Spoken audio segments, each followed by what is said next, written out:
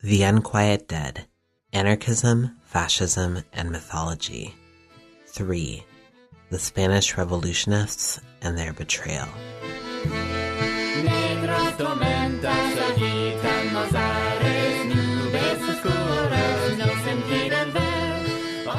Helen Graham tells us of post-war Spain. The dead cast no reflection. No public space was theirs. The Republican dead could never be publicly mourned. The defeated were obliged to be complicit in this denial. Women concealed the violent deaths of husbands and fathers from their children in order to protect them physically and psychologically. In villages all over Spain, many kept secret lists of the dead. Sisters mentally mapped the location of their murdered brothers, but never spoke of these things. The silent knowledge of unquiet graves necessarily produced a devastating schism between public and private memory in Spain. It was a schism that would outlive even the Franco regime itself. I write here in solidarity with these unquiet dead. General Francisco Franco led a military coup against the newly formed Spanish Republic in July of 1936. While Franco won the war, he was met with more concerted resistance from a wider swath of the Spanish population than fascists encountered anywhere else. That resistance was strong insofar as its inhabitants were already radicalized by the left and accustomed to struggle. It failed insofar as some of its most radical participants made compromises with and were betrayed by the larger left, as it did not reach out to the international left and to colonized Morocco, and as England, France, and the United States refused to directly aid the Spanish anti-fascist struggle, a calculated decision made on the basis of the balance of power in Europe and those governments' fear of left revolution. There have been many exhaustive studies of the Spanish Civil War. I will not here attempt to offer a thorough explanation of most of the primary actors or present more than a sketch of pre-war and wartime events. Instead, I will briefly explore the cultural makeup of pre-war Spain, particularly among anarchists and their opponents, the origins of Spanish fascism and its international supporters, the causes and forms of resistance and resistance mythology in Spain, the collaboration of anti-authoritarian revolutionaries with the statist left against fascism, the betrayal of anarchists by that left, and the consequences of these successes and failures. An abbreviated schematic of the players in the war. On the right were Franco and the majority of the military, supported by the explicitly fascist Falange and Seda parties, and many landowners, bosses, members of the aristocracy, and the Spanish Catholic Church. They are sometimes called rebels, nationalists, or fascists in this piece. Franco and many of his forces were not explicitly fascist, but were materially and ideologically supported by many, including Mussolini and Hitler. Military forces included the Africanistas, Spanish troops who became experienced in combat and colonial occupation in northern Africa, troops conscripted from Spanish Morocco, air operations largely conducted by Germany, and maritime attacks from Italy and Germany, supported by intelligence from U.S. corporations. The Second Spanish Republic controlled the center from 1931 through 1939. It was repressive and conservative in its early days, then moved towards the socialist left with the Popular Front election in early 1936. The Civil War began in July of that year. Those who specifically supported the idea of the Republic were Republicans. However, all forces operating in resistance to Franco were frequently called Republican, oversimplifying the conflict into a two-sided war. The leftist and anti-political forces included the CNT-FAI. By 1936, one organization with two wings, the FAI tending to be more anarchist and the CNT more communist. At heart a labor union, it became a home for many affinity groups who carried out attacks before the war, including Solidarios and Nosotros. The CNT-FAI was a major participant in the Civil War. It gave birth to the Durruti Column and the Iron Column, among other fighting and supporting forces. Other anarchist forces of the time before and after the Civil War included Mujeres Libres, an anarcho-feminist organization, various egoists, freethinkers, and early eco-anarchists, the modern school movement, pueblos and communes, many other organizations, social centers, and non-affiliated people. There were also communists who became increasingly affiliated with USSR and Stalinists over the course of the war, and POUM, a dissident communist union and fighting force, eventually targeted by other communists as Trotskyist. However, Trotsky himself had public disagreements with the group, and by the time it was being attacked as Trotskyist, POUM included people of many different political affiliations. The UGT was the most prominent socialist union. Internationals, finally, were a mixture of anarchists, communists, socialists, and unaffiliated people who came from abroad to fight against Franco in the Civil War, both independently and as part of the international brigades.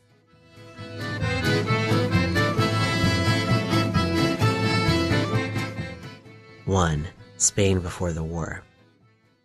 The tradition of resistance to oppression in Spain long predates the Civil War and even Spain's encounter with European leftism. Outside observers have consistently found it remarkable. Quote, Napoleon, who regarded Spain as an inanimate corpse, was astonished to find that, when the Spanish state was dead, Spanish society was full of life, and every part of it overflowing with powers of resistance. Emma Goldman asserted, the Spanish are a race apart, and their anarchism is not the result of books.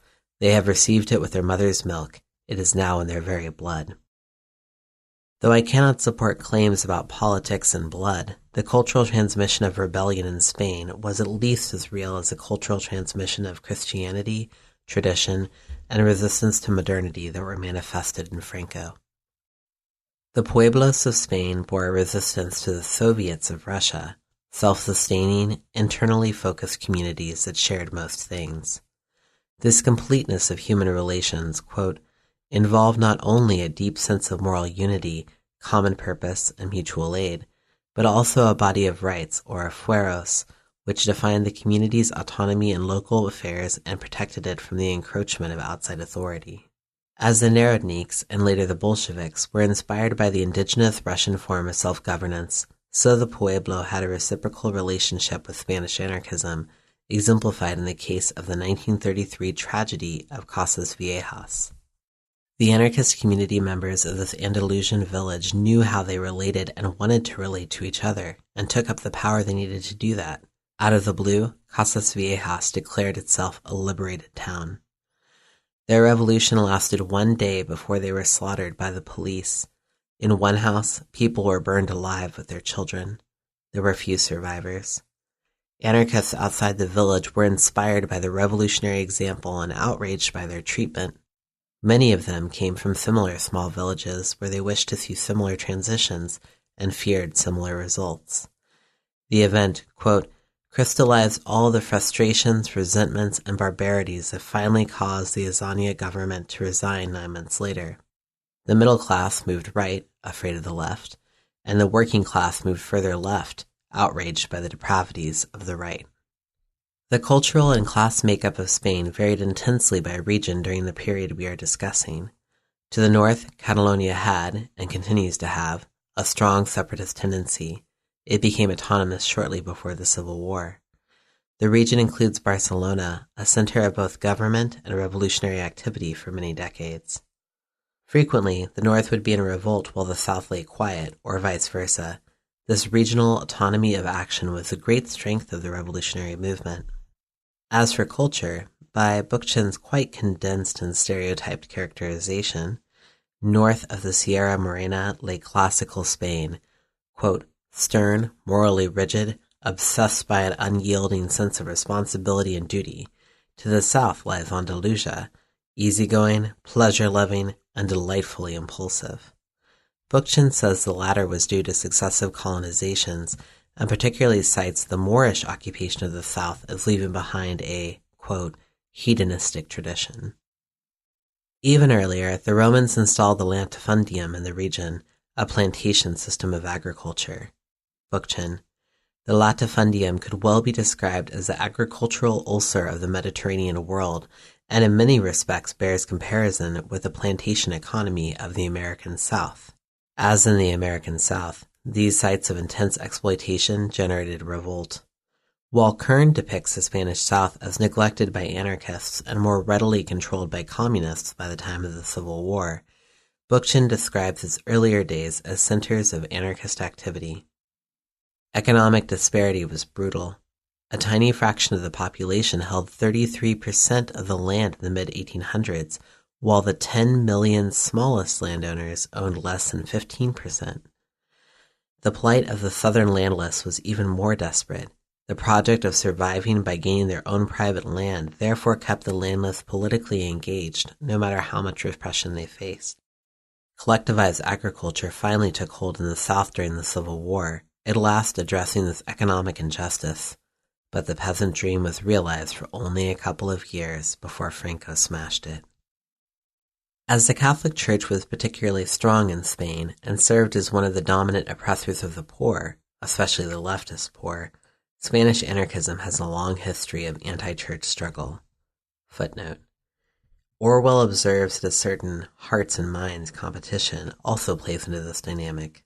Quote, "To the Spanish people, at any rate in Catalonia and Aragon, the church was a racket, pure and simple, and possibly Christian belief was replaced to some extent by anarchism, whose influence is widely spread and which undoubtedly has a religious tinge." This is based not only in the mainstream anarchist philosophical rejection of religion, but in a response to material conditions. Footnote. Some anarchists are religious, even Christian, Tolstoy most famously, but most classical anarchists have been strictly atheist. While, on the one hand, the church served as a social support and place of comfort for the poor, it was also one of their primary exploiters. Once the church was dispossessed of its lands by the state, enclosure occurs on all fronts after all. Bookchin says, the higher clergy began to neglect its pastoral duties for the more lucrative realms of industry, commerce, urban real estate, and, according to the gossip of the day, brothels. The new investments transformed the Catholic Church from the largest landowner in Spain into the largest capitalist. Its ideology, the most medieval and atavistic in Western Europe, transformed it from the social conscience of the ruling class into the most reactionary force in social life.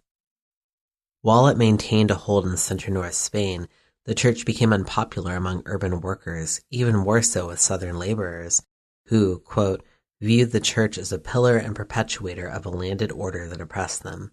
When the Second Republic took hold in 1931, secularization was one of its immediate reforms and met with strong church reaction.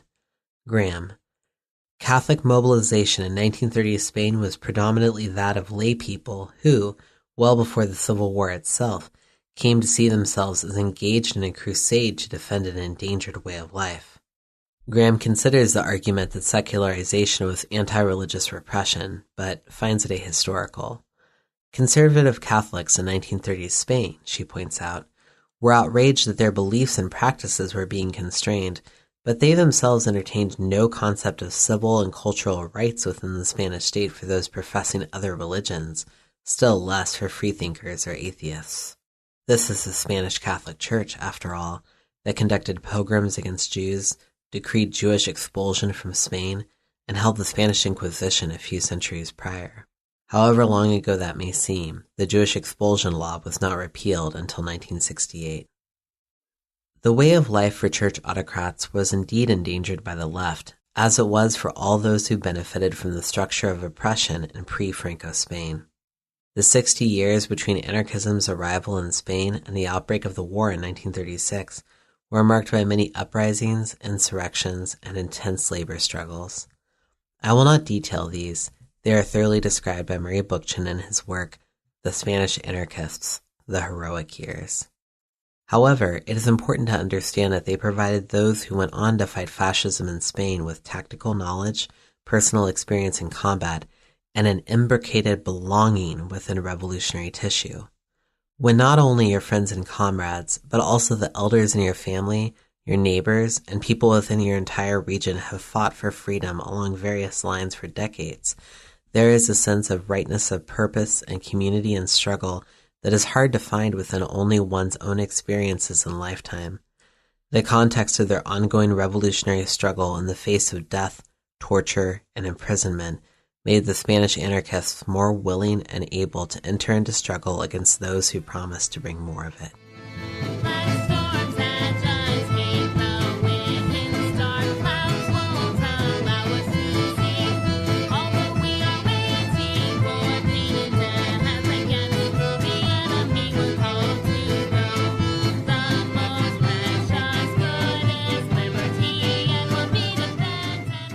The Anarchists. Quote, I believe, as I have always believed, in liberty. Liberty understood in the sense of responsibility. I consider it discipline indispensable, but it must be self-disciplined, moved by a common ideal and a strong feeling of comradeship. Buenaventura Durruti to Emma Goldman. Giuseppe Finelli, an Italian disciple of Mikhail Bakunin, arrived in Spain in October 1868. Despite a nearly absolute language barrier, he was able to communicate the beautiful idea, as Voltaire de Cleyre, among others, called it, to a small number of workers, including Anselmo Lorenzo, who later became known as the grandfather of Spanish anarchism. Anarchism spread outwards from those few workers remarkably quickly. For this reason, Bakunin was a dominant foreign anarchist influence in Spain for many years, although Peter Kropotkin and Nestor Makhno became popular there as well in their time. Bakunin's conception of anarchy described, quote, human reason as the only criterion of truth, human conscience as the basis of justice, individual and collective freedom as the only source of order in society. There is both a strong trajectory of anarchist attack in Spain and also its false specter, raised by the right and used as an excuse for oppression. For example, the Desheredados, disinherited, were a real group that performed assassinations and arsons in Andalusia in the 1870s and 80s. The Mano Negra, Black Hand, a secret Andalusian society that supposedly planned to kill all landlords, was most likely invented by the police and newspapers. Regardless of particular truths and lies, propaganda of the deed became popular among many revolutionaries internationally after the nihilist group The People's Will assassinated Tsar Alexander II in 1879, as discussed in a later section of this text. Spain was no exception, especially once Kropotkin's writings on the issue entered the country in the 1880s.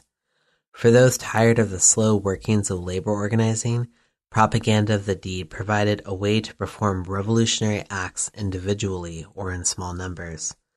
As labor organizing and the repression it faced were no less violent in these days, this was therefore not a choice between violence and nonviolence or safety and risk, but primarily a matter of tactical preference. The model of the affinity group, developed in response to the central logistical issue faced by anarchists, how to act together, but with autonomy, was a major contribution of Spanish anarchism to the international movement. Bookchin tells us the group structure comes from the tertulia, the small, traditionally Hispanic, group of male intimates who gathered daily at a favorite cafe to socialize and discuss ideas. The Spanish anarchists did the same, but sometimes also planned actions, atentados, designed either as attacks against those responsible for ongoing oppression or as revenge for the repression, executions, tortures, and imprisonments of anarchists. While some have argued that practicing propaganda of the deed isolated Spanish anarchists from the working class, I take quite the opposite lesson from my evaluation of this history. Those who refused to take dramatic action were the ones outside of the general current of class antagonism shaping the Spanish lower classes. Bookchin makes the important point that these attacks, which are often contrasted with the generous humanism of anarchist ideals, are in no way actually separate from them, that Francisco Ferrer or Fermin Salvatierra, exalted as gentle saints, were no less anarchists than the assassins, arsonists, pistoleros, and bank robbers with whom they kept company, and vice versa. Footnote. Bookchin described Salvatierra, quote, a man of rare generosity and sympathy, who would often be found by his friends without a cap or a topcoat because he had given his own to the needy. A serene man, he was rarely austere or somber. His demeanor towards his friends was affectionate, and towards his enemies he displayed an equanimity that verged on irony. Nor were they treated differently by the state. Ferrer was executed as a scapegoat for the Tragic Week uprising, which, it seems, in fact began spontaneously, and Salvatierra was incarcerated for many years. Many anarchists have staged explanations of the right to use violence in self-defense and of the necessity of expropriation to the process of revolutionary resistance. Regardless of one's feelings on these issues, it is necessary to keep in mind that the brutality and destructiveness of the state always far exceeded that of the anarchists. The guerrilla war between anarchists on one side and bosses, landowners, and the government on the other claimed, just between 1918 and 1923, 900 lives in Barcelona alone, 1,500 in all of Spain. The vast majority of those deaths were the executions and murders of workers and revolutionists. However, by Kropotkin's assessment in 1891, quote, "The development of the revolutionary spirit gains enormously from heroic individual acts. It is not by these heroic acts the revolutions are made."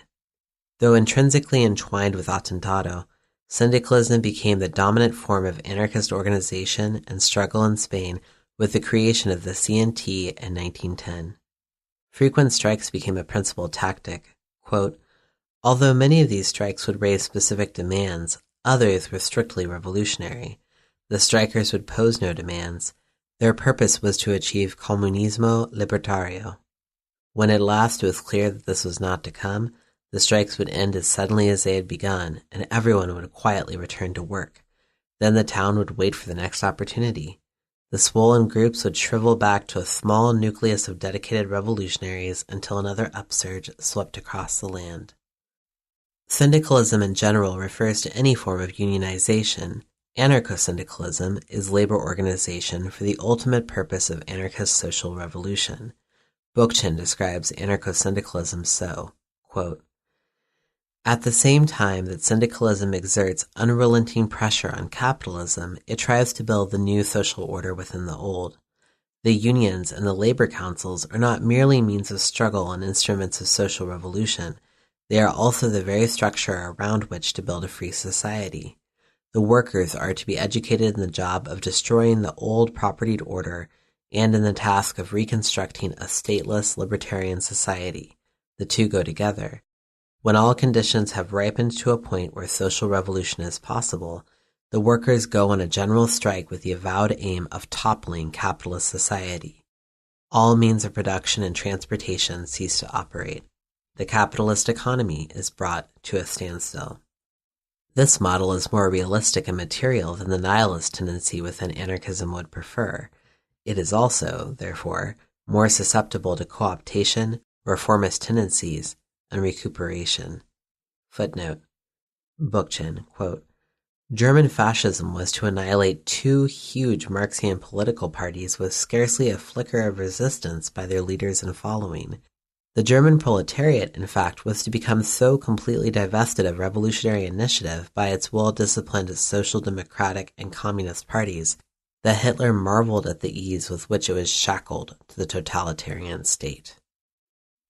While the CNT, at first the most prominent of anarchist-populated unions in Spain, possessing also communist and socialist members, had its day of revolutionary strike, dissatisfaction with these probably inevitable tendencies led to the creation of the FAI in 1927. Footnote. The CNT at first maintained ties with several international communist, socialist, and anarchist organizations, but broke with the Soviets entirely upon hearing about the Soviet suppression of the 1921 Kronstadt sailors' uprising.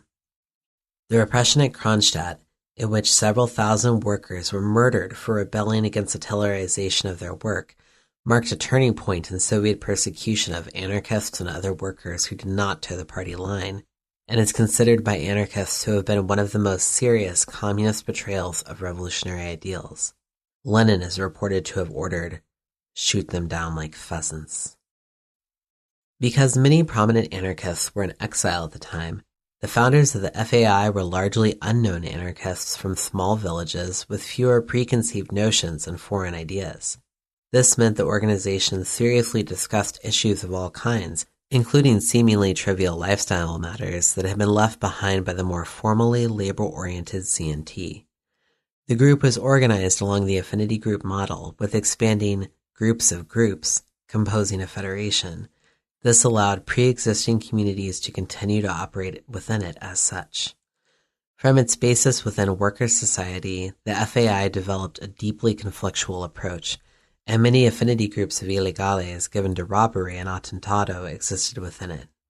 The combination of the two unions, C&T-FAI, went on to be the best-known source of anarchist fighters in the Civil War.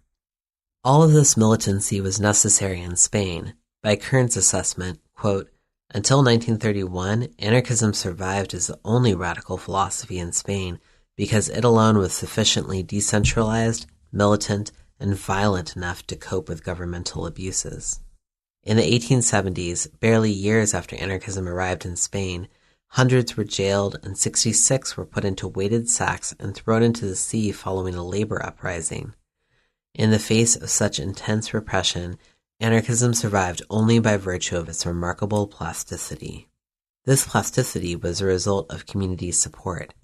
Anarchist values and practices were not limited to the militant young men who claimed actions, but were sustained across an entire population. In his book 7 Red Sundays, a novelization of the 1935 Madrid uprising, Ramon Sender, who came up entirely within this context and knew his subject, describes an anarchist's elderly mother and community. Quote, "When a comrade arrived at 3 a.m, seeking a shakedown, place to sleep, he got it, and before he left next day, shared Germinal's hearty breakfast. The mother served them distrustfully until she saw in Germinal's eye his sympathy with them. When that happened, she came and went at her ease and called the stranger son. Afterwards, if the police came nosing, the old lady received them suitably and had some unsavory language for them about their dirty job. Some of the police feared her more than their own chiefs, because out of that gentle gray head poured bitter insults and searching words. In the district, a police agent was always spoken of as a dog. They knew it well, and when it happened that the neighbors heard the old lady speaking, they aided her with the chorus. Other women appeared at the windows and the balconies, adding to the trouble." The anarchists and the police, the civil guards or guardia, were at war from the beginning.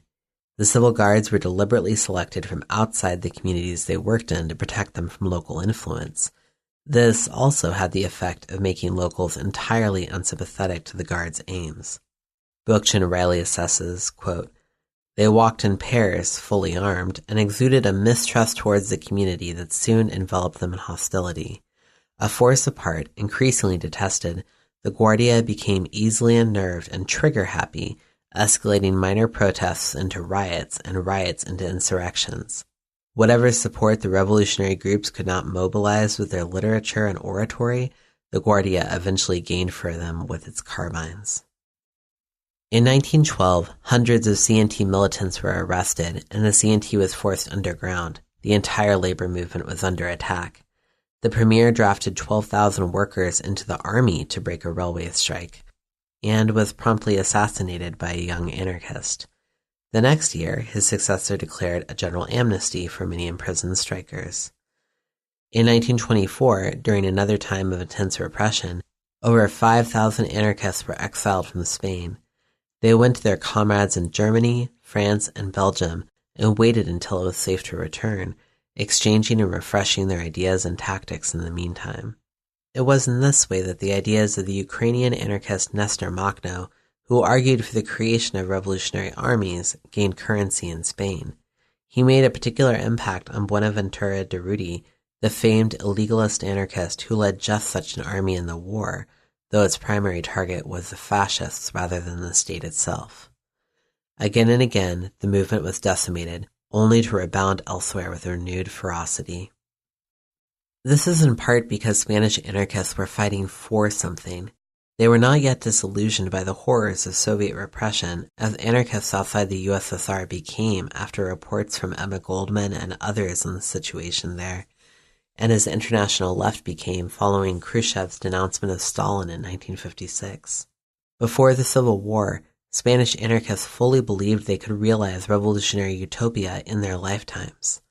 This gave them an edge over not just the fascists, but also the realistic views of the communists, who advocated a gradual transition of society, who saw even fascism as a possibly necessary stage of late capitalism on the way towards communism. The power of their beliefs caused anarchists to not only engage in armed conflict with the state, capitalists, and landowners, but also to fight for the liberation of women and against the bourgeois morality that oppressed them. Anarchists pushed, for example, for the adoption of C&T bylaws that admitted women to membership and recognized the principle of sexual equality, called for secular education and the 8-hour workday, and demanded the abolition of child labor. The role of Spanish anarchists in education among the severely disenfranchised lower classes cannot be overstated. In 1900, nearly 70% of the Spanish population was illiterate. Anarchists saw education as a way towards personal, economic, and political empowerment for the working class.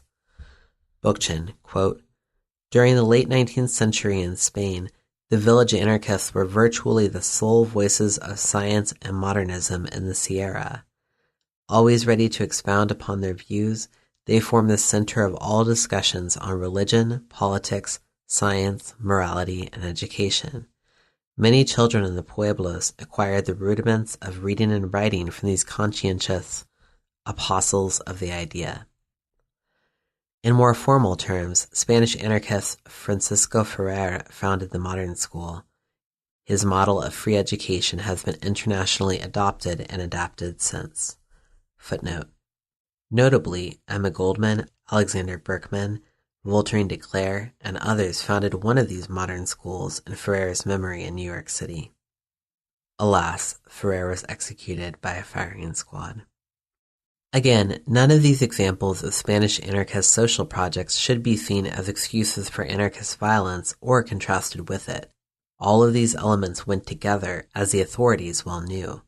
They prepared anarchists for their upcoming conflict with the fascists, the only separation between the anarchist war against the church, the state, and capitalism, which was also their war for freedom, equality, education, and material sufficiency, and their antagonism towards fascists is a separation forced upon them by their betrayers.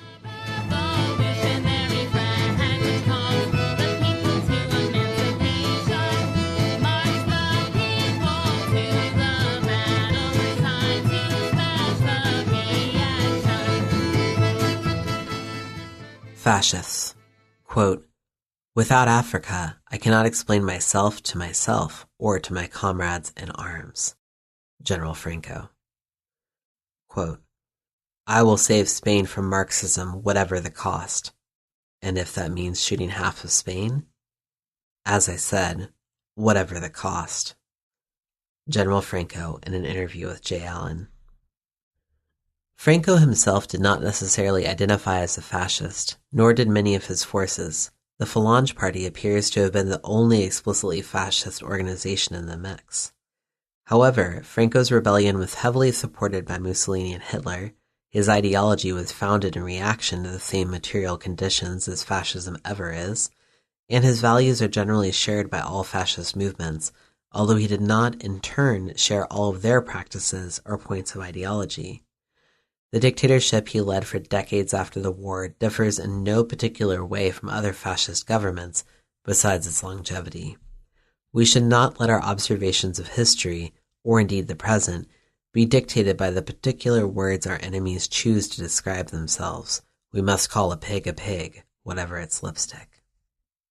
The Spanish anarchists did not come from the left, as they largely did in Italy. Footnote. There were a couple of Catalonian independence groups described as para-fascist on the left, but they were put down by the Republic. As a nationalist group, they used language about the invasion of foreign dung that would lead to de-Catalanization.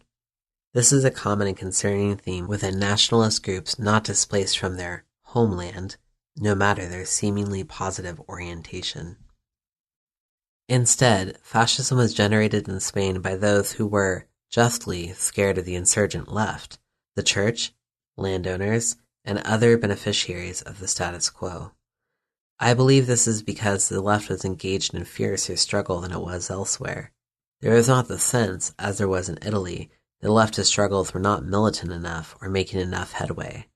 Tactical diversity within the left allowed people to be as militant as they wanted to be. It was only the reaction to this militancy, therefore, that generated fascism. This is not to blame these revolutionists for the rise of fascism, but rather to absolve them of it. While in Italy and Argentina, as I have illustrated elsewhere in this text, the left hesitated and left a vacuum filled by fascism, one cannot really blame the far left in Spain for the same. They have seldom hesitated at all. If anyone is to blame besides the fascists themselves, it is the progressive Republican administration of 1931 to 1933 who failed to fully demilitarize public order or institute enough economic shifts to fully upset traditional power. Instead, their ineffectual attempts opened the gate for a more conservative and repressive government to follow, an answering swerve towards socialism, and the final fascist reaction.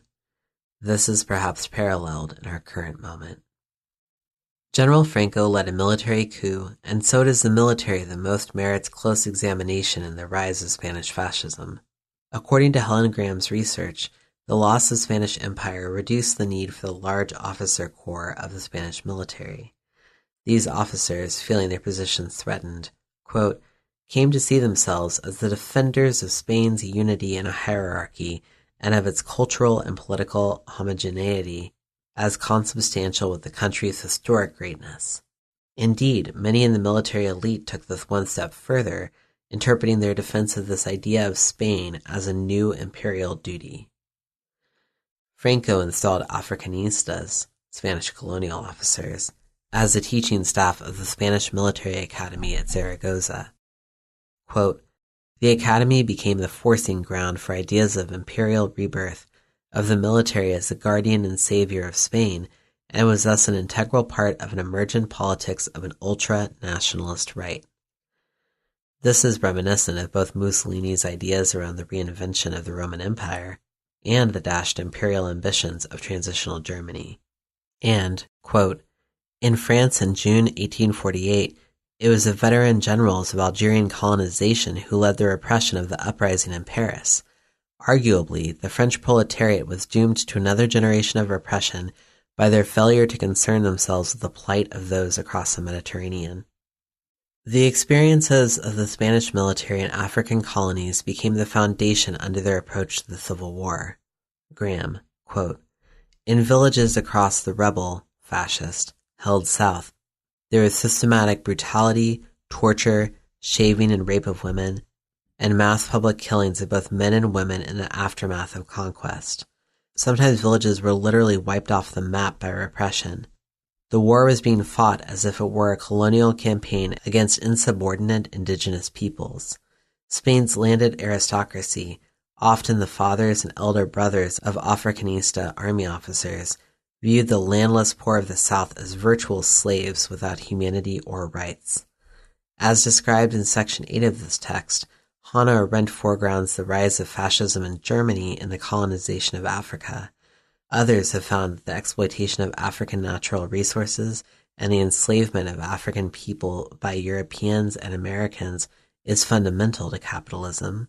Frank Wilderson, Saida Hartman, others within the Afro-pessimist discourse.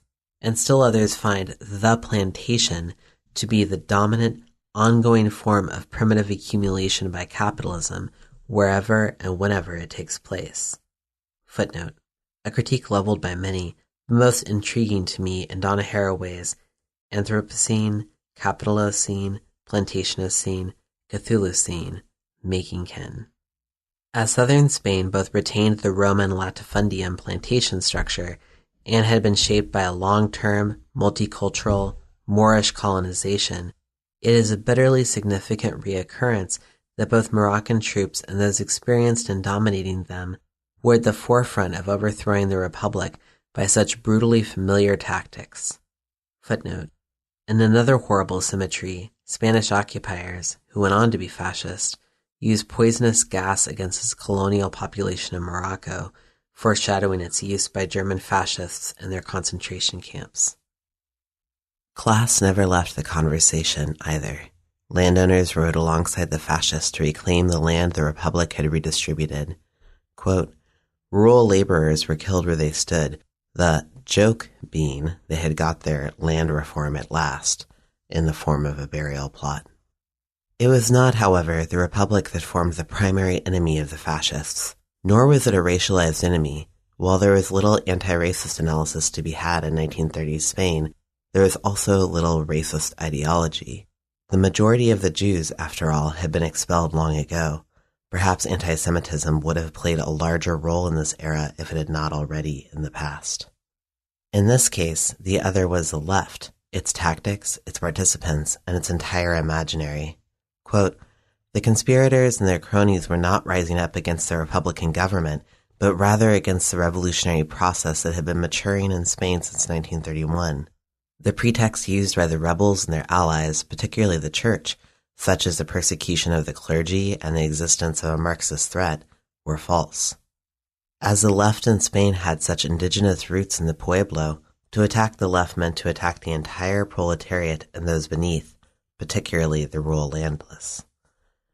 The reason for the breadth of anti-fascist resistance in Spain was the same as the reason for these scorched earth tactics. To be Spanish, unless you were a member of the upper class, deeply religiously conservative, or a military officer, was with very little exception to be an anti-fascist. And many of these fascists by class called for such purges, purifications, and blood sacrifices in the days after the coup, an example of the Manichaean mindset so typical of fascists everywhere, and from which their opposition, it must be said, was far from exempt. The consequences were extreme. Graham, quote, "People of all ages and conditions fell victim to this cleansing. What they had in common was that they are perceived as representing the changes brought by the Republic. This did not just mean the politically active, although Republican members of Parliament or village mayors were primary targets for liquidation if caught. Nor did it only mean those who benefited materially from the Republic's redistributive reforms, though urban workers, tenant farmers, and agricultural laborers were killed in their thousands. It also meant cleansing people who symbolized cultural change and thus posed a threat to old ways of being and thinking, progressive teachers, intellectuals, self-educated workers, new women. Rebel violence was targeted against the socially, culturally, and sexually different.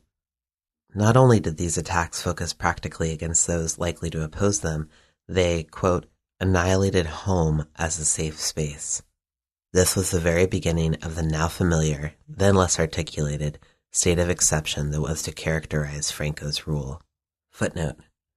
While Agamben, following Arendt, finds this phenomenon most fully articulated in the Nazi concentration camps, the process is not linear or bound by location, having existed within colonies, slave plantations, and anti-Jewish pogroms for many years before. If the fascists found few allies among their own people, they had plenty abroad. Hitler and Mussolini began contributing to Franco's efforts within a week of the beginning of the war. Quote, "Above all things, Hitler and Mussolini intervened in Spain because they saw it as the most effective way of changing the balance of power in Europe. By claiming the anti-communist discourse, the fascists were able to, quote, neutralize British opposition to their escalating involvement. This rather neatly demonstrates the problem with claiming to not be fascist, yet holding common interests with them. Furthermore, it left the Spanish Republic with no choice but to seek the USSR as an ally, though it was not necessarily its first choice. It foresaw the internal political disharmony that would come with such an ally. The USSR, meanwhile, was motivated less by either impulses of solidarity or plots to take over the world, but more by the cynical observation that Nazi tanks which had conquered Spain could then roll over Soviet borders. The US, British, and French governments, all of whom the Republicans hoped would aid them, refused to intervene. This is largely because of these countries' cynical considerations around the balance of power in Europe, but is also partly a failure of the left within those countries to push their leadership, or indeed their constituency, to aid the Republic. Graham chalks this up in part to the history of pacifism within the European labor movement left over from the First World War. In fact, England, France, Germany, and Italy all signed a pact of non-interference, though Italy and Germany straight away ignored it. England actually hoped for Franco to win quickly, which it thought would prevent the war from turning into a generalized European conflict, protect British interests in Spain from leftists, and prevent a leftist revolution that would aid the USSR and possibly agitate leftists within England. Franco, Paz asserts, quote, was a product made in France and England, for he guaranteed the protection of the global empire, including Spain, maintained by those two countries. While Britain was actively hostile to the Republicans, France merely followed suit, seeing its interests as bound up with those of England more than with Spain. Many French citizens, inside and outside the government, covertly sent aid to Spain and allowed people going to join the international brigades through French borders. As for the United States, perhaps 2,800 American volunteers came to fight with the Republic, but most had to sneak their way across and faced harassment and blacklisting when they returned home. Unsurprisingly, most U.S. volunteers were first- or second-generation immigrants. Graham characterizes their participation as an aspect of ongoing European diaspora. Quote, in fighting fascism in Spain, these exiles and migrants were, then, taking up unfinished business that went back at least as far as the 1914 through 1918 war. Its dislocations had brutalized politics, inducing the birth of the anti-democratic nationalisms that had physically displaced them. For exiles and migrants, too, left internationalism was a form of politics quite naturally reinforced by their own diasporic condition. It also signified a powerful antidote to the other, literally murderous, forms of politics inhabiting their own countries. The stakes were raised further by the economic depression of the 1930s. Mass unemployment and deprivation, particularly in urban areas, accelerate political polarization by seeming to announce the collapse of an untenable capitalist economy that was still being defended by the forces of the right. The brigadiers felt that by going to fight the military rebels and their fascist backers in Spain, they were also striking a blow against economic and political oppression across the whole continent. They were thus quite conscious of themselves as political soldiers in an ongoing European civil war. The international nature of this engagement manifested on both sides. According to an interview with Adam Hochschild, author of Spain in Our Hearts, Franco's fascists found support among corporate America. The CEO of Texaco, Torquil Rybar, provided Franco with a steady and guaranteed supply of oil, violating U.S. law by shipping the oil on Texaco tankers and extending credit to Franco. Moreover, Rybar used his relationship with various ports to monitor the movement of oil destined for the Republicans and pass this information along to Franco. 29 such tankers were destroyed, damaged, or captured by Spanish fascists before they could refuel the Republican forces. Since the Republicans could not get oil from England or France and therefore only acquired it in dribs and drabs, this was a major blow, while Franco went fully supplied, courtesy of Rybar. Footnote. This aid went largely under the radar, but Hochschild reports a scandal over Rybar's collaboration with the Nazis. Quote, in 1940, Rybar's propensity for hiring Nazis to work at Texaco meant that there were German Nazis in Texaco's office in New York and Texaco's office in Berlin who were using the company's internal communication system to send intelligence data about American industry to the Nazis. This was discovered by British intelligence, which I suspect must have been eavesdropping on the transatlantic cable. They leaked the story to the New York Herald Tribune. There was a big to-do. Rybar lost his job. But he landed on his feet because General Franco, who was grateful for all the help Rybar had given during the Spanish Civil War, made him chief buyer in the United States for nationalist Spain's oil monopoly. U.S. complicity with Franco ran deep. Texaco was not alone. Durruti, quote, the United States was neutral only on paper. In fact, while all U.S. and Canadian government agencies, and after a while those of other countries, except the Soviet Union and Mexico as well, stopped shipments of food, arms, ammunition, drugs, and fuel to the established, freely elected Spanish Republican government, no such agencies tried to stop aid to the fascists. Rockefeller's Standard Oil, Exxon today, the Vacuum Oil Company, and Texaco provided Franco with all the oil he needed, and on credit. Charles Foltz, the Associated Press correspondent in Madrid in 1945, reported that Franco told him, quote, without American petrol, American trucks, and American credits, we would never have won the war. To return to Graham's point, the Republican American volunteers, a vast number of whom had been engaged in labor struggle in the United States before volunteering in Spain, were continuing their class war against some of the same bosses, just in an attenuated form. The international civil war between rich and poor, tradition and modernity, fixed social hierarchy against fluid, more egalitarian modes of politics, was real. By Arendt's analysis, governments across Europe were frightened by the international brigades because they demonstrated that people were willing to participate in ideological struggle beyond the boundaries of their own countries, but retained a sense of their own nationality. They did not assimilate, and so had, quote, infiltrated, as refugees and stateless persons, the older nation-states of the West. This threatened the nation-state's conception of itself as a valid, contiguous, and fundamental mythology.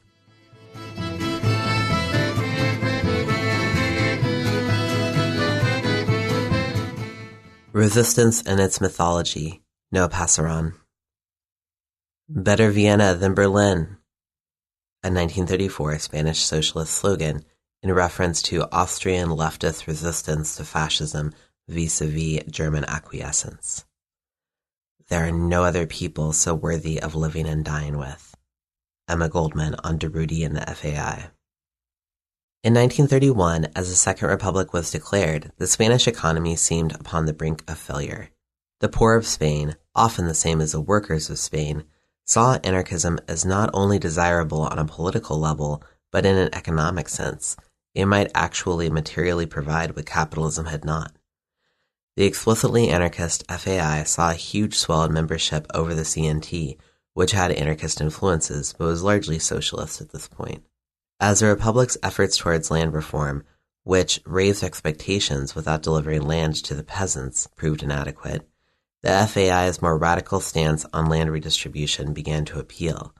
Meanwhile, the Republic's half-hearted pursuit of its secularization goal angered the Church without greatly lessening its material power. Unfortunately for the Republic, expectations for its reforms were so high that even its actual progress on these fronts were seen as disappointments rather than success. Fearful of alienating the very classes it was obliged to oppose, it simply did not go hard enough to succeed in its goals. Those who had voted in the Republic became quickly disillusioned by it. Simultaneously, Spanish anarchist goals broadened along popular lines. Kropotkin's economic mutualism began to make inroads into Spanish anarchist philosophy. Quote, excessive generosity to workers, not vengeance upon the rich, would be the watchword of the revolution in this new light. Footnote. While Bakunin thought the amount workers received should be proportionate to the work they performed, Kropotkin called for the prioritization of need. Quote, need will be put above service. It will be recognized that everyone who cooperates in production to a certain extent has, in the first place, the right to live comfortably. This is, however scanty on the face of it, a turn towards recognizing that humans are not equally provided with ability, but ought to be equally provided with access to resources. Between all of these factors, revolution seemed on the horizon. There was conflict between the FAI and CNT and the tendencies each represented, though they were never really discrete entities. The Treyentistas, 30 CNT members concerned with the trajectory of the FAI, published a statement that, quote, denounced the simplistic concept of the organization's concept of revolution, warning that it would lead to a Republican fascism. While the critique was framed as tactical disagreement, it mostly spoke to CNT concerns about reaction against FAI attacks that might crush the movement. By Bookchin's analysis, the Treyentistas misjudged the general mood, and the statement served to isolate these moderates from the general population of workers who were much more willing to engage in or support attacks than to plot a reasonable course that might end in government collaboration. In contrast, the FAI spoke to people's emotions, their revolutionary spirits. Furthermore, its activity meant that anarchists and their fellow travelers of the moment were far more ready to oppose the fascist reaction when it finally came than was the divided and struggling government. While the Union has long been a useful means of organization for revolt, it is also a means of recuperation for that revolt, and the CNT was no exception. Dave, quote, the integration of Spanish anarchism in the state in 1936 is only surprising if one forgets its nature. The CNT was a union, an original union undoubtedly, but a union all the same, and there is no such thing as an anti-union union. Function transforms the organ. Anarchist union though it may have been, the CNT was a union before it was anarchist. In 1931, the Republic gave the police shoot-on-sight orders for the FAI. This was part of a divide-and-conquer strategy by the state. The CNT was treated permissively and the FAI punished. Rather presciently, Juan Garcia Olivar, Durruti's comrade, who would later join the Republican government, observed that the laws passed against the FAI, quote, gave the government extraordinary powers similar to those claimed by dictatorship. What was to prevent a new fascist group from seizing control of the Republic and making use of those powers after Prime Minister Azaña destroyed the anarchists? While this precise event did not occur, this observation is a crystallized moment of history folding upon itself, even shimmering slightly, displaying the repression then, the coming betrayal, and the eventual fascist dictatorship. In this story, the anarchists were doomed to die. It was just a question of when, and by the hands of which particular form of state power. This sort of recursive tragedy is a common thread in most stories of resistance. As the CNT dealt with attacks and disruptions from the fascist phalange, the FAI engaged in a cycle of insurrections from 1932 to 1933. Many were deported or imprisoned during this cycle. In 1933, the Casas Viejas tragedy disillusioned those who still had faith in the possibility or worth of engaging with the government. The end of the Republic was nigh for the left as well as the right. There were massive strikes and rallies calling for the release of prisoners, including a 60,000-person CNT rally in Barcelona's largest bullring. The CNT and FAI launched a massive no-voting campaign to signal popular disengagement with the government, which had acted in bad faith by imprisoning so many workers. In response to those calling for engagement with the government to prevent fascism, people reasoned that, quote, fascism would at least compel the proletariat to rise in revolution, whereas a reformist victory would simply lead to a piecemeal but ultimately more debilitating repression.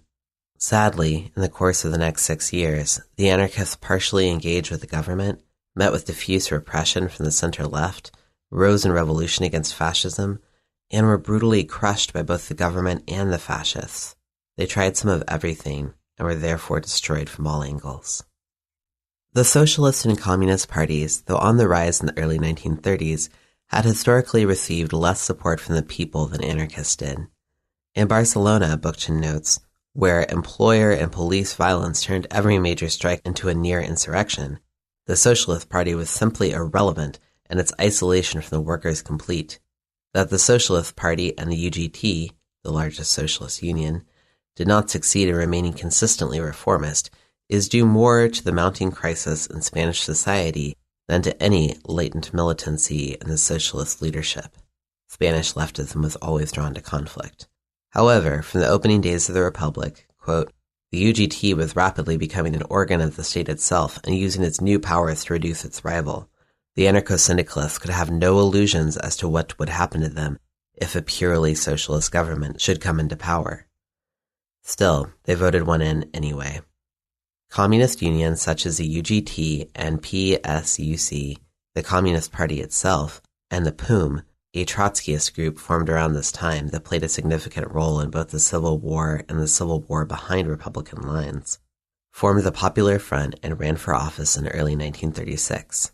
The Popular Front in Spain, by Bookchin's assessment, was an imported international formation sponsored by the USSR, which claimed to be a tactical maneuver that realistically faced the necessity of preventing the spread of fascism across Europe, but functioned actually as A, a way for the Communist Party to consolidate power, and B, an incentive for Western democracies to sign pacts with the USSR against Germany.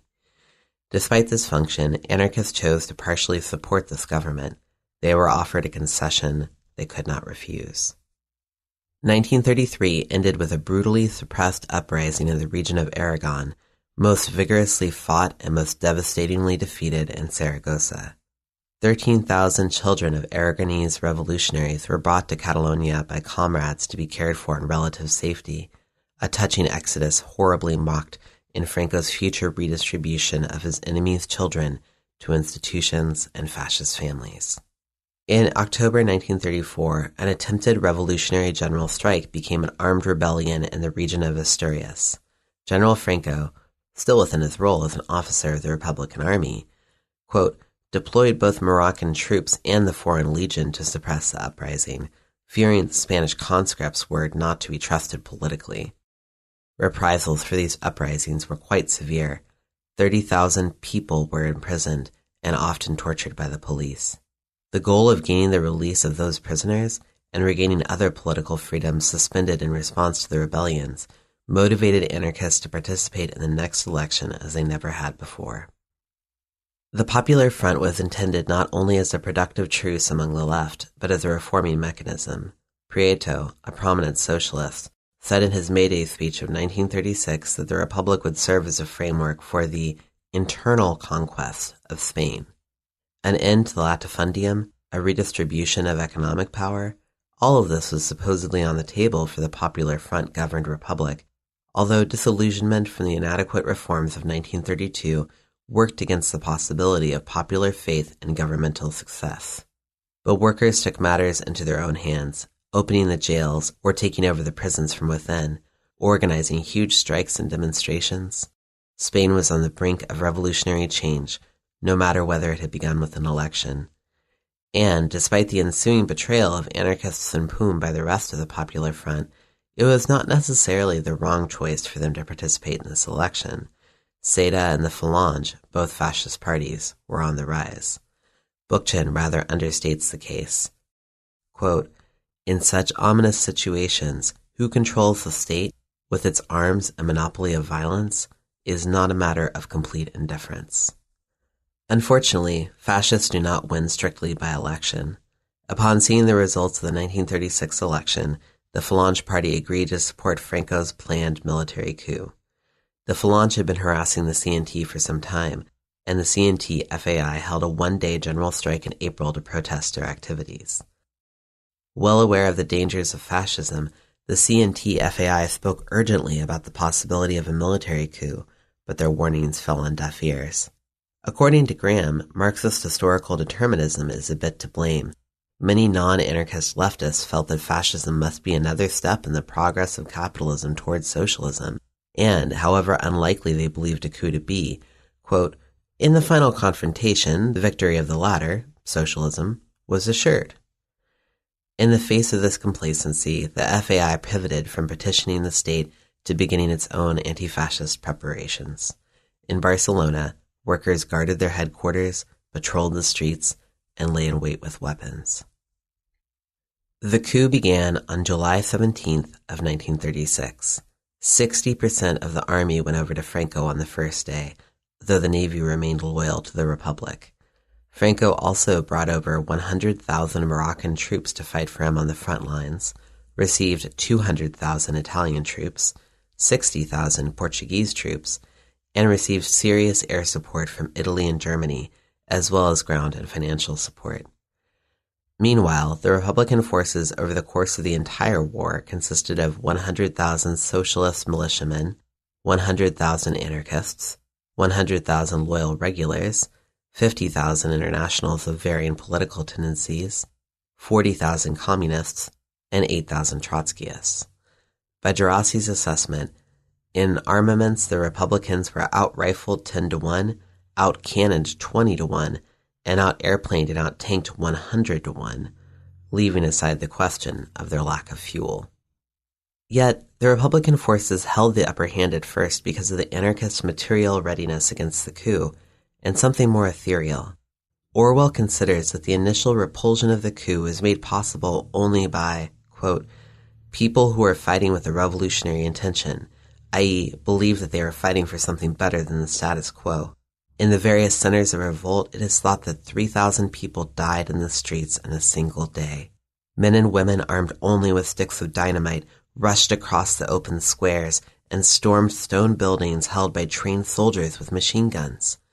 Even if one had heard nothing of the seizures of the land by the peasants, the setting up of local Soviets, etc., it would be hard to believe that the anarchists and socialists who were the backbone of the resistance were doing this kind of thing for the preservation of capitalist democracy, which, especially in the anarchist view, was no more than a centralized swindling machine." He adds later, "During the first 2 months of the war, it was the anarchists more than anyone else who had saved the situation, and much later than this, the anarchist militia, in spite of their indiscipline, were notoriously the best fighters among the purely Spanish forces. They had, after all, been preparing for this moment for 60 years. This response was not without concerning aspects. 7,000 clergy were killed during the initial anti-fascist uprising, by workers of various political identities, but certainly including anarchists. Given what we know of the long-standing feud between the Church and the far left of Spain, and the Church's material backing of Franco's coup, this is not surprising. There is no incongruence between the ideals of the Spanish anti-fascists and this violence. It seemed necessary to them to desecrate the sacred representations of the traditions they sought to destroy and to kill their personal oppressors. However, it damaged Republican Spain's reputation abroad in the early days, when it most needed support, and delegitimized the government for its failure to prevent such extrajudicial killings. When considering this event, it is worth bearing in mind what Graham terms a fundamental asymmetry of violence between what occurred in fascist and Republican zones. The Republicans killed those they saw as directly responsible for the evils in their world, and so did the fascists. It is just that, for the fascists, that meant essentially everyone.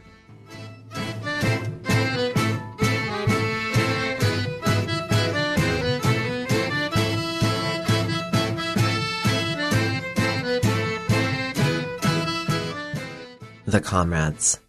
Durruti. Buenaventura Durruti, both during the Civil War and after it, stood out in the anarchist imagination as an exemplary revolutionary. He died when he was 40, only a few months into the war, from an accidental shot by a soldier in his unit.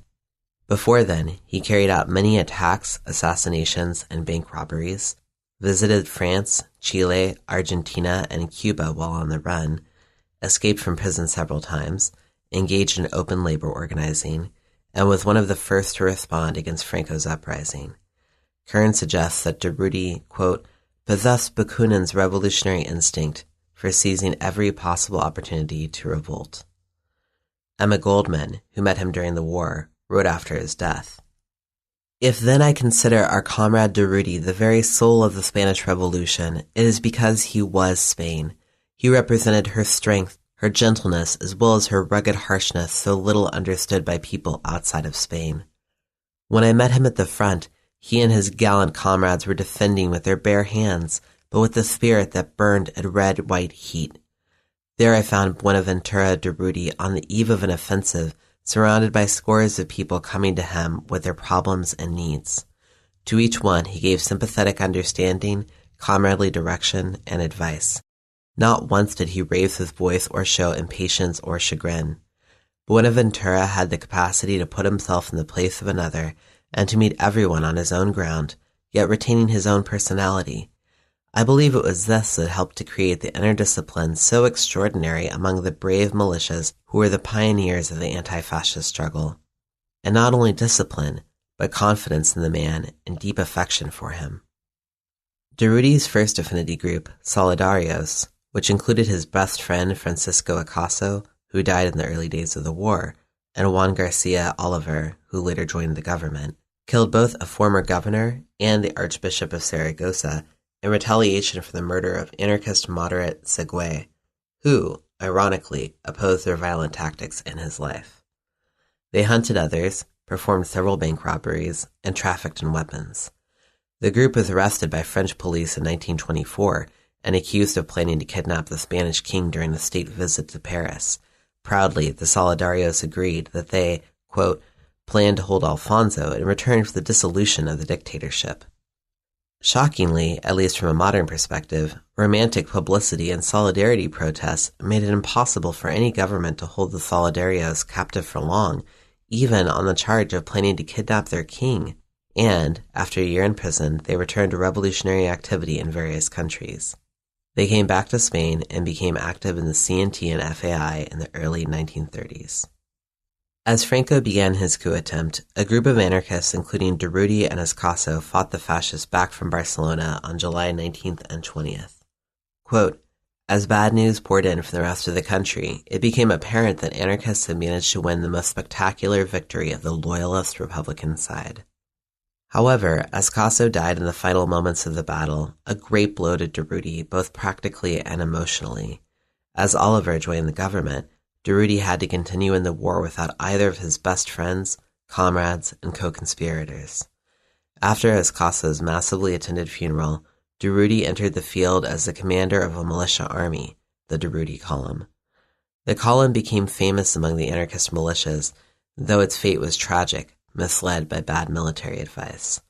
They, along with the Iron Column and other militia armies, marched towards the front, pausing frequently to execute priests, landowners, and police, and to support the formation of communes along the way.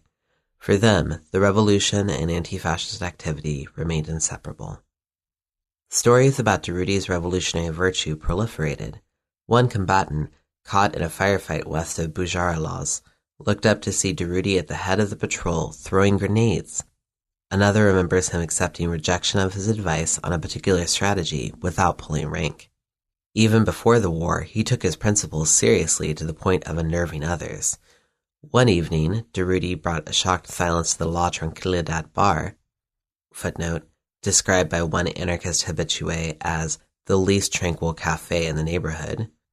When Durruti responded to the plea of a beggar for money by reaching inside his jacket pocket to fill the hand of the appellant with a huge pistol, offering the advice, "Take it, go to a bank if you want money."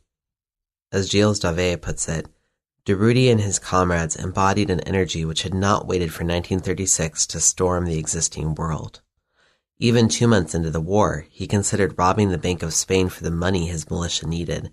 His plans formed and ready to execute, he at last conceded to asking the government for the money first. Luckily for the bank, the Republic came through.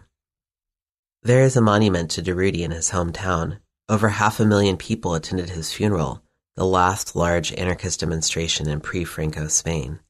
It is quite difficult to imagine such a criminal receiving similarly large, long-standing, and public support today, but Durruti came up not only within violent and criminalized labor struggle, but also within the preceding Spanish tradition of the permanent guerrilla. During his young adulthood, there was a rise in labor repression and atentados in response. Assassinations of labor leaders and corresponding assassinations of politicians and bosses increasingly meant that everyone went armed. The bosses hired goons, agent provocateurs were underfoot, and a general atmosphere of illegality prevailed. Quote, so convinced were they of the righteousness of their cause that a few individualists attempted to convert policemen to anarchism, presumably as they were being arrested. Bookchin quotes José Peratz on the underground culture of the times. Quote, extreme tendencies flourished in the anarchism of those times, stormy for some and times of hibernation for the majority. Secret meetings in the mountains were disguised as the excursions of ingenuous nudists, devotees of pure air, and sunbathers. All of this forms a picturesque contrast if one bears in mind that a sincere return to nature was perfectly compatible with conspiratorial planning, the chemistry of explosives, pistol practice, the interchange of periodicals and underground leaflets, and campaigns against tobacco and alcohol. In 1927, one such excursion to the Valencia beach was the founding meeting of the FAI, formed amongst sunbathers and laughing children. All of this serves as an important backdrop for both Durruti's character and the war he and his comrades fought. For one, Bookchin argues, the anarchist pistoleros showed the more militant workers in Barcelona that in a period when the employers seemed to have a completely free hand, a force on their behalf was still alive, effectively answering blow for blow. They kept hope alive in dark times. Without their retaliation, the bosses and the government may have succeeded in crushing the labor movement. And, had the anarchists not been well armed, accustomed to fighting battles, and risking death, it is unlikely they would have been able to form the militias. This history also explains the reactionary fears of the government, which tried nearly from the beginning to disarm the anarchists, even as they were fighting and dying against its enemies. The government was perfectly aware that the end of the war for the anarchists was the end of the Republic. They fought not for it, but for an egalitarian, collectivized, libertarian society. Footnote. The word libertarian is used here, and throughout, in the European sense of partisans of liberty. It does not refer to American Randians unless so specified. By the people, Durruti was seen not as a terrorist but as one of their own revolutionaries, and his engagement in traditional forms of crime as no indictment of his revolutionary fervor, but rather as proof positive. Footnote: for more on Durruti's life, see Abul Paz's book, Durruti.